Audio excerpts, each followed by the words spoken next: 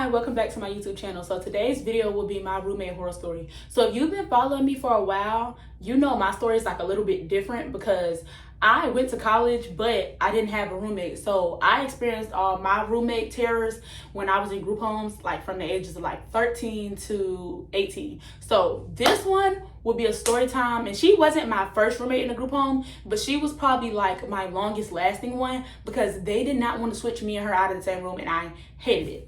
Okay, so when I moved into this group home, I was like 13, and I was super excited to move in there because this one was like super close to my family, and they gave us a little bit more freedom. But the thing is with the system, they're kind of like iffy about age requirements. So if you're 12 and under, you have to go to like a child's group home, and if you're 12 and up, you have to go to like a teenager's group home. But y'all know me, I like to call myself mature, so I like the kids, but I looked at it kind of like I was a big sister, and I wanted to be around older girls. So I thought I can wholeheartedly say that if I could have spent my whole like group home experience in like children's group homes, I would have stuck to that because teenage group homes are not a joke.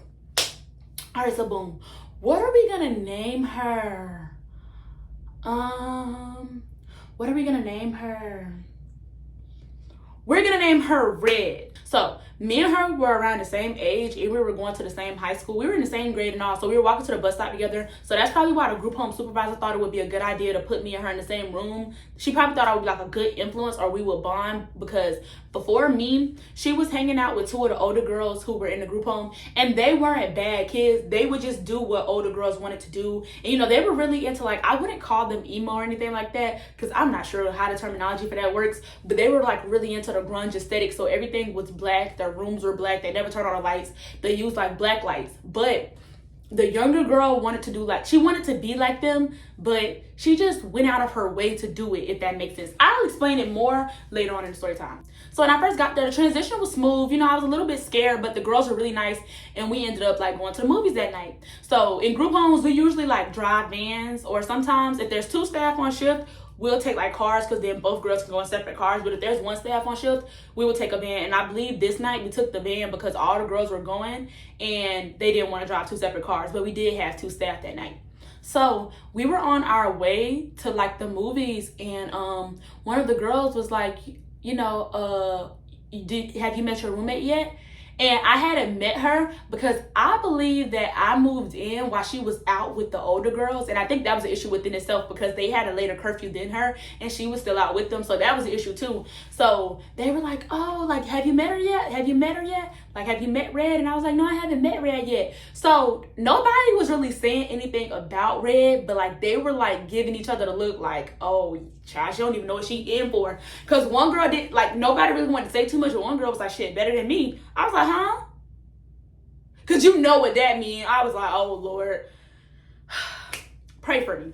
The thing about having a roommate in a group home that everybody hates, it goes like this. Either everybody hates her for a valid reason, so you're probably not going to get along with her that well either, or they're just bullying her. But that's the issue within itself too, because like with girls in group homes, when they don't like you, the first thing they target is that room.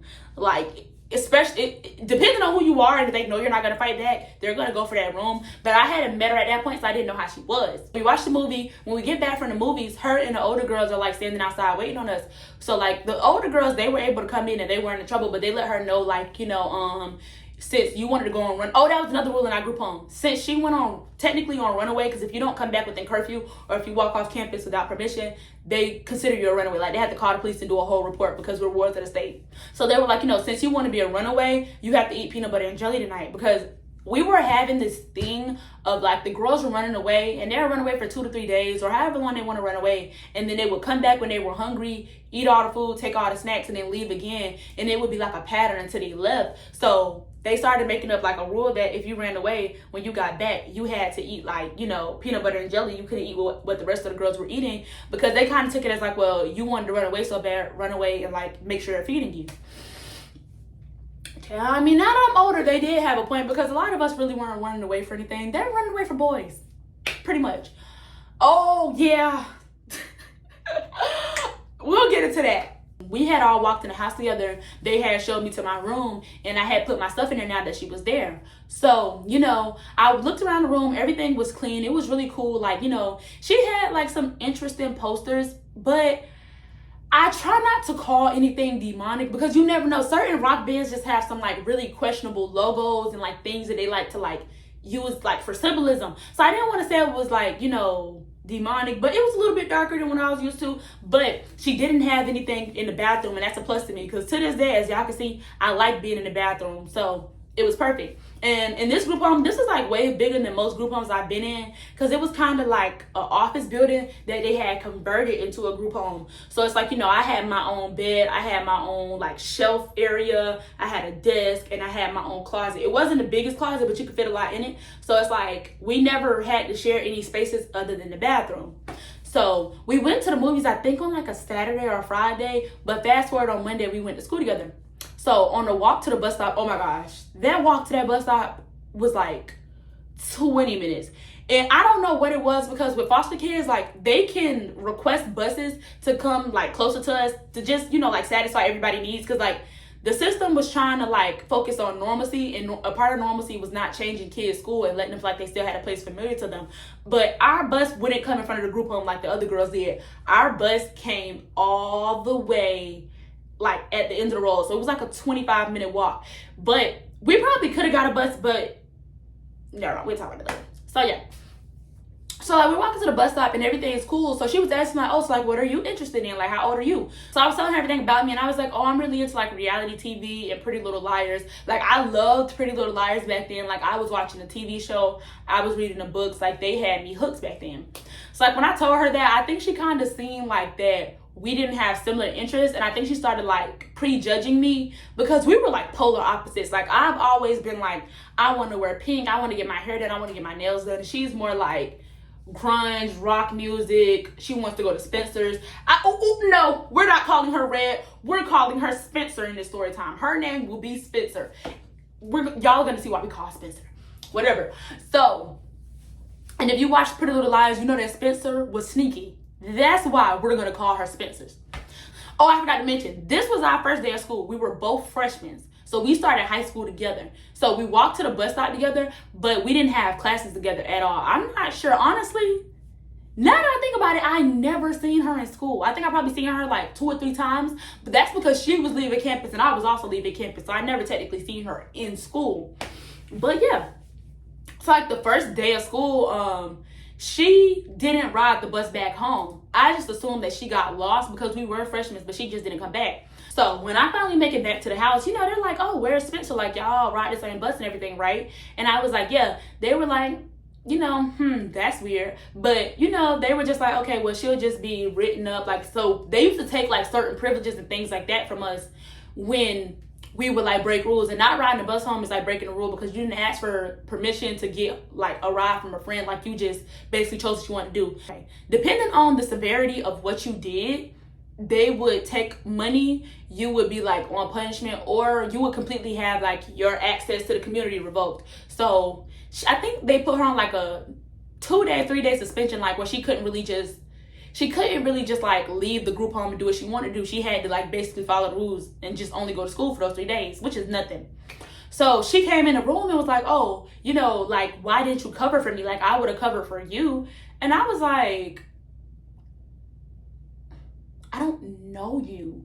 So I'm not even sure what lie I could have told them to cover for you. It would have been a little bit different if maybe you had told me this morning, like, oh, like tell them that I missed the bus, like say that you saw me, but I didn't see you. And then truth be told, the staff never really cared about that because they know that we would lie for each other. So, and I didn't know her like that to be lying for anyway. So I was just like, girl, my name is Bennett, and I'm not in it because once you start lying to the staff, you mess up yourself, because if they don't trust you, you will literally be confined to that group home. They will not let you go anywhere.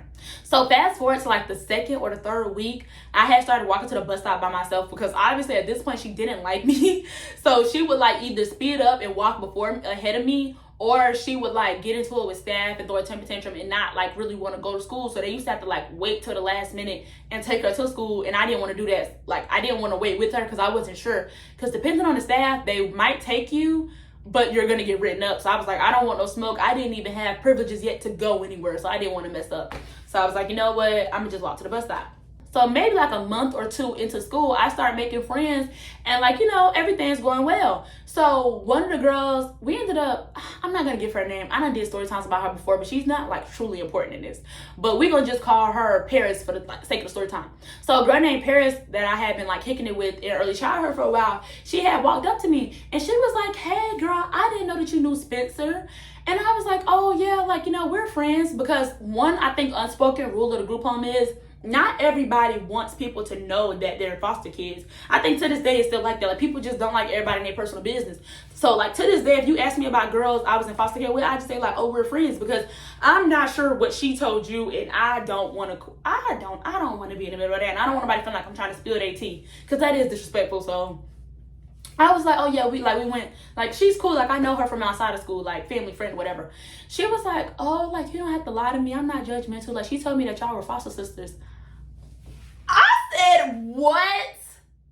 She said, yeah, she told me that y'all were foster sisters. Like, you know, I'm not gonna tell nobody, I'm not judgmental, I just wish that you would have told me, woo woo woo. So she's just talking to me, and in my mind, I'm still thinking, who gave Spencer permission to tell anybody that I was in anything? Because like now I'm a lot more open with it, but back then I used to tell people on like a need to know basis, because like, you know, sometimes with friends you had to tell them because their parents would have to go through a process like with the staff so you could be able to like go out with them and things like that sometimes. But it was just like, you know, completely inappropriate. Like, I didn't ask Spencer to tell nobody my business, and I wasn't telling nobody Spencer business. And at this point I knew a lot about her, because like 2 weeks into being her roommate, she started showing her true colors. Room nasty, you want to blast like rock music all night long, and I'm not judging nobody's music preference, but let's blast it during the day when I'm not here, or do what the other girls do and go outside and blast your music. We probably had one of the nicest group homes back then. We had not football field, we had a basketball court, and we had like a big football field like off to the side. It wasn't technically a football field, but it was a big field. That's where the other girls used to go and like play music on their speakers. We had a living room. We even had like other rooms in our building where you could just go and chill. You want to blast music in our room at 10 o'clock at night when we got class? Like, no, we're not going to do this.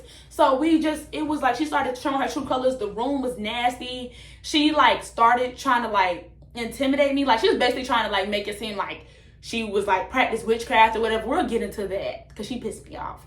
We'll get into that. Whatever. So at this point, it was starting to become strained, but I already really wasn't trying to like get mad how I usually did, because I would have ended up getting kicked out of that group home. I did anyway, but it was like years later on down the line. It's not funny, but shit, you gotta laugh about it now. I was so mad, so I'm like, y'all know I got a bone to pick with Spencer when I get home. So I get off the bus and I'm speed walking. I'm trucking it home. I'm already pissed off because she wasn't on the bus. Because although she used to run away a lot, she used to take the bus sometimes. So I'm just sitting in the house and I'm up. I'm not saying nothing to staff, because I'm not saying that it would make you a snitch. I probably should have said something so they could have talked to her. But I was like, nah, I'm going to handle it foster kid to foster kid, because you were dead wrong. So I didn't know what time she was going to get home, but I made sure I stayed up. So like when she got in the room, she like looked at me and she just kept walking. I was like, I waited for the door to close and I was like, did you tell somebody that like we're in a group home together? She was like, yep. And I was like, so why did you do that? Like, what did you gain from that? Because at this point, I'm considering putting the towel up under the door and I'm finna tell her ass up. So I'm like, so why would you do that? Like, what possessed you? Because I haven't like, although it's been like a little strain because of the whole her getting in trouble situation, girl, the staff made it clear that you've been doing this since like middle school. You've always ran away. Why are you mad at me? It's not like they don't know who you are. They knew who you are. They knew who you were way before I moved in. So your anger is misdirected. Oh, because you want to act bougie, you want to act stuck up, I'll tell everybody. And I was like, okay, so what you want to do? I'm not saying you got a problem, you want to fight. She was like, I will call the police on you. I was like, huh? She was like, I will scream right now. Like, I will tell them you assaulted me. I will call the police. I said, because mind you, I had been in a lot of group homes at this point, and the only people who were really, well, now I hadn't been in a lot, but I was in a couple at this point, and the only people who were truly on like calling police type time were staff, because they were mandated reporters and they had to, just in case anybody got hurt on their shift. We're two teenage girls, like, girl, why are you trying to call the police on me? But she said that, and I was like, what the fuck? So I was like, girl, like, whatever. She had annoyed me, so I just left out the room, and I had said like whatever, the next morning I'm gonna talk to like the house supervisor and tell her to like switch my room. So I was basically sitting at the table the next morning, and I was like eating cereal or whatever, and one of the girls had came, and she was like, hey, like, you okay? And I was like, yeah, I'm just waiting up because I'm waiting on we're gonna call her Miss Elf. I was like, I'm waiting on Miss Elf to come so I can try to get a room change. She was like, damn, already? It's only been a month. I was like, yeah, already. It's only been a month. And that had been the hardest month of my life, because every day she walked in that room and tried to torment me, and I made it like I was trying my hardest not to do nothing to her.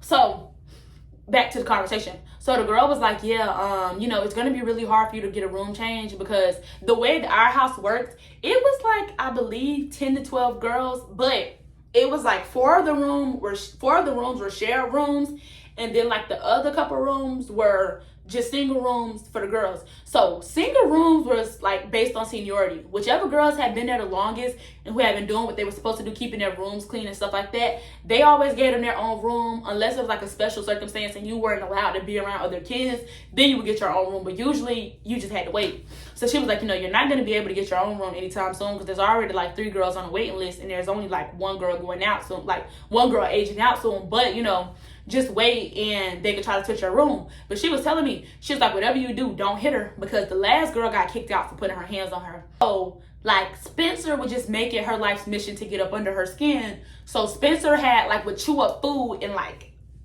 open her mouth and have like the food on her tongue. It's disgusting to try to explain, but this is what she would do. So she would like chew up food, have it on her tongue, and like go in her previous roommate's face and do this like, and her roommate will always tell her like, stop, that's nasty, like get away from me. And like, I can say one thing I dislike about staff in group homes, they are not proactive. They are reactive. So they will see Spencer doing stuff like that and they won't say anything. Spencer kept getting in the girl's face and doing it, and I'm not sure if she did it intentional. Some people say it was an accident, but everybody saw it. The food that was on her tongue fell on her previous roommate, clotheslined her, flatline, on the floor. Down goes Frazier. Like, she dropped her. So they was like, it was a whole big thing. She had hit her hard. She passed out. They had to take her to the hospital. So like and it was a lot, like, because at that time I believe her like mentor was trying to adopt her or something. So when she told her mentor about it, her mentor was like, I can't believe y'all let that happen. I'm not sure if she told her mentor the truth, but so they were really big on, it was a no-no to put your hands on Spencer. Your ass was going to jail if you did it, because certain girls in group homes are protected. You hit them, you can get into fights with other girls and you might get away with it. You might get in trouble for like 2 days. You put your hands on the wrong girl in the group home, you're going to jail, you get moved. Keep that in mind. So when the house supervisor got there, I was just talking to her and I was letting her know like, hey, I need a room change. Like, me and Spencer are not getting along. Like, it's just not going to work out. So she was like, oh, you know what? I'm sorry, but there's no other rooms available. And she didn't really want to switch anybody else, because all the other girls were getting along in the house. And one thing I can say from being in a group home for years, it probably was better for her to leave me in that room, because I have seen where they would like try to switch 2 girls just to accommodate one, and the whole house would be in uproar. You just got to keep girls with who they're compatible with, but I just wasn't compatible with her, so they had to find me another room. So she was like, you know what? I won't be able to do a room change, but let me just bring Spencer in here and like I could talk to her. And she was like, she's not that bad. Like, she just does that for attention. And I was like, ugh. See, that's another thing I didn't like about the staff. They tried to explain things to you in an adult way. And I understand it, because like, you want us to be mature, because eventually in the future, we're probably going to have to go out and live with people and coexist with people we don't like. But right now, I'm not trying to hear what she went through. I went through a lot too. Get her out my room. And it wasn't even my room, but at this point, I was woofing. I was like, somebody gotta move. I don't care who it is, but somebody got to move.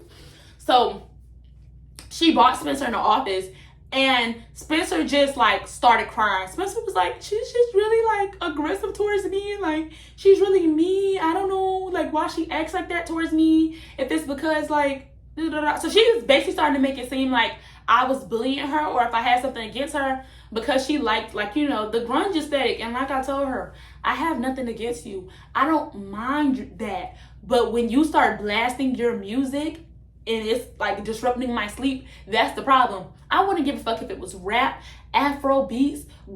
I don't care if it was fucking Kids Bop. Don't play it while I'm sleeping.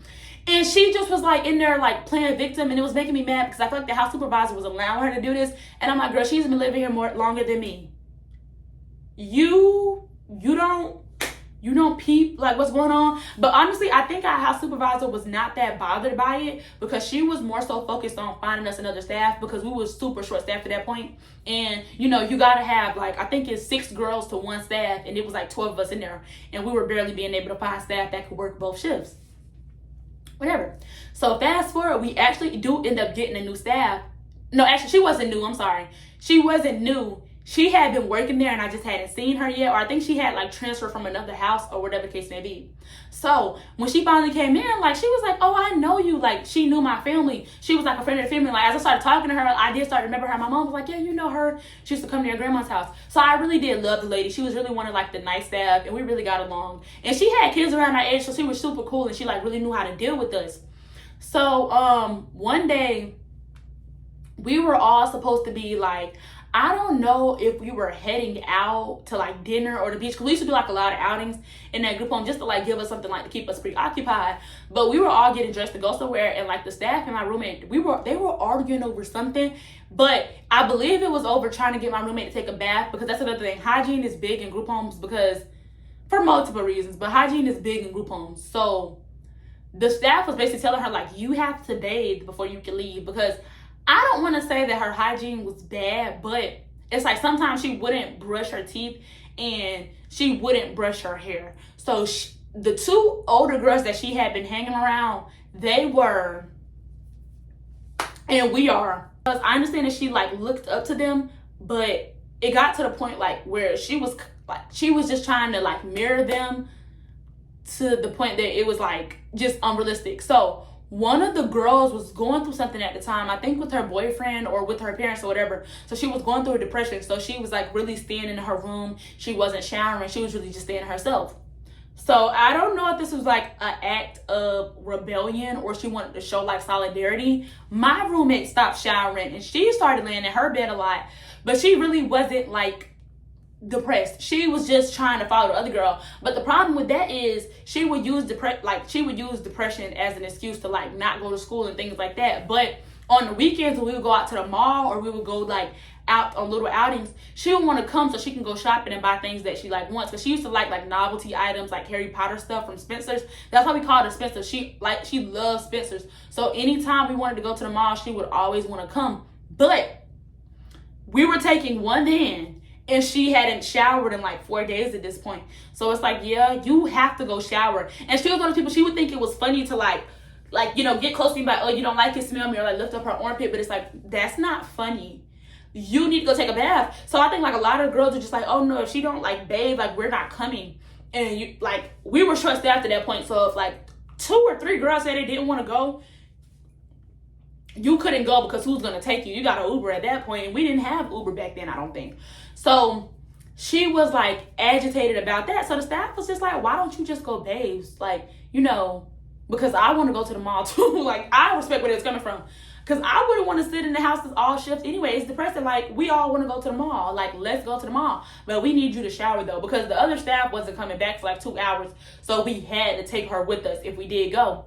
So the staff was like, go shower. And she got mad. And she basically started like cursing the staff out. And was like, oh, you black B word. Like, just saying all types of like disrespectful stuff to the lady. She was getting the lady's face like walking around twirling or whatever.